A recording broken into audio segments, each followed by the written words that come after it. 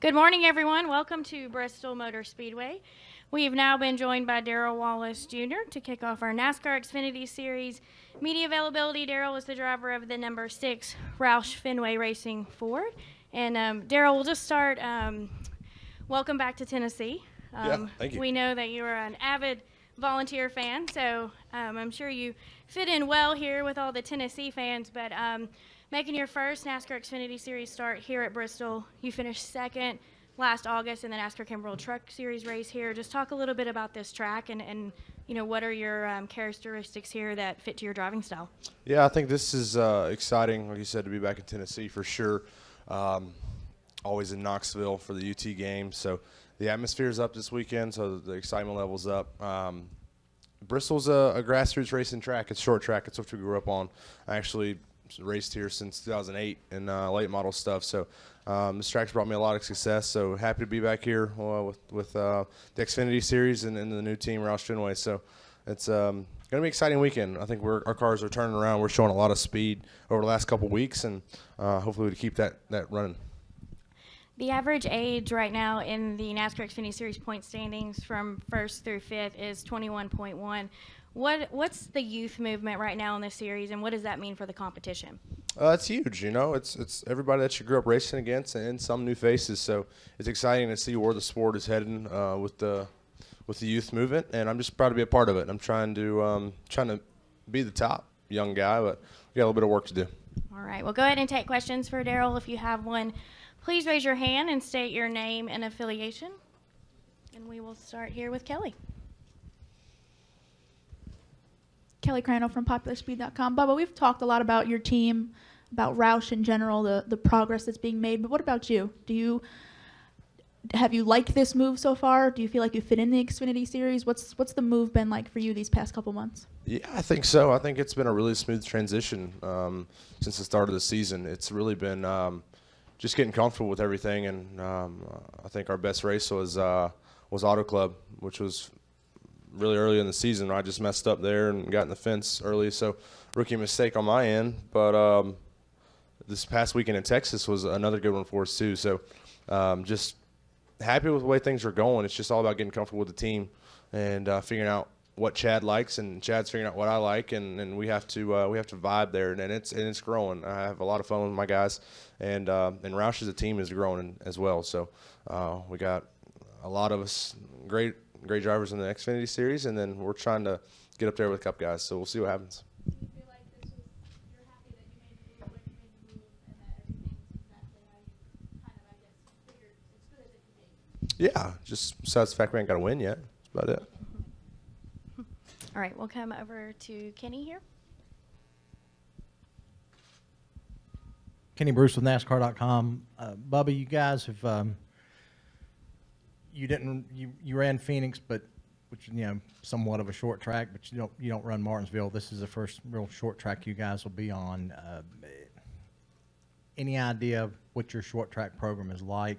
I mean, can you kind of give an idea what you think, what your expectations are with that program? No, not really. Chad has talked about how they were a little bit of a struggle last year, but the year before that they were pretty fast. So different things changed, tire model changes. So a few setup changes this time. We're come back with a little different package than what they ran last year. So we'll just have to see. This place is you don't have to worry about having the car having that sheer speed like you go to a mile and a half. You don't have to worry about that, but you definitely have to have the driver have the raw speed and see what we can do. But I guess we'll find out here at like 1:30. Yeah, I was going to ask you, is it more driver here than at like a mile and a half or the bigger tracks that you guys go to? It is more driver, but still the car is is a huge factor in what needs to happen here. If you can't get off the corners here, then you're not going to be fast. So we it's all about how you tackle it. I think that's where the driver part comes in, and being able to maintain that is where the car comes in too. So it's a fair balance, but I'm just anxious to see how we roll off here as you are. Yeah. All right, we'll go to Chris, please, in the middle. Go ahead. Chris Knight, Catchfence.com. Piggyback on Kelly's question, the team came together relatively late in the season, or late in the year before the season got started. Are you surprised that the team has gelled so far as well as it has, knowing how late it came together and Roush adding another team with Sadler jumping over, and sponsorship appears to be set for you for the whole season, correct?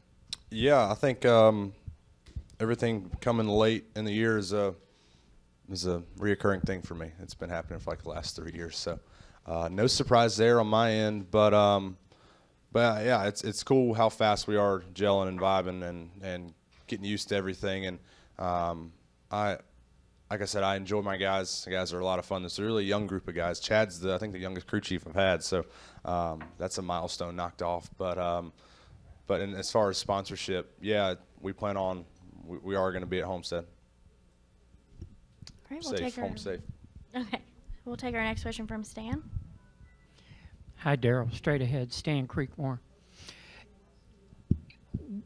With everything you've said and with all the changes you've had this year, how close do you feel that you are to the point where you all are competitive enough to feel like victory is just waiting for you every time you go to the racetrack?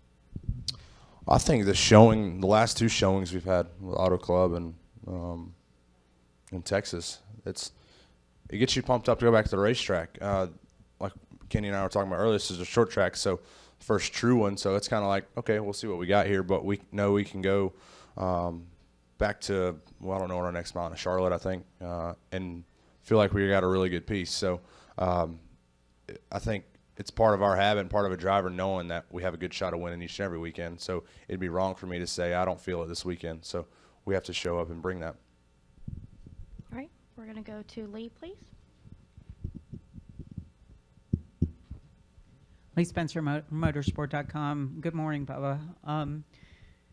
When you look at the type of stable that you guys have in the Xfinity Series, you guys are so strong. How much of it is a catalyst to have guys like Chris Buescher and Ryan Reed and Elliott Sadler just to push each of you and make each other stronger? Yeah, that's tough. Having everybody there in house and being able to talk to those guys, you really learn some things. So it's cool to be teammates with all of them, and the Cub guys will pop in every once in a while. You'll get to see them, but as far as the Xfinity guys, we're all really trying to work together and be top four out there on the racetrack. So it's really cool to see the three of us that are in the top five in points right now. Although you all know me, I hate talking about points. So it really doesn't matter to me right now. We're just out here trying to win races, and Ryan's already got his. So I think it's time for Chris, Elliott, and I to get ours.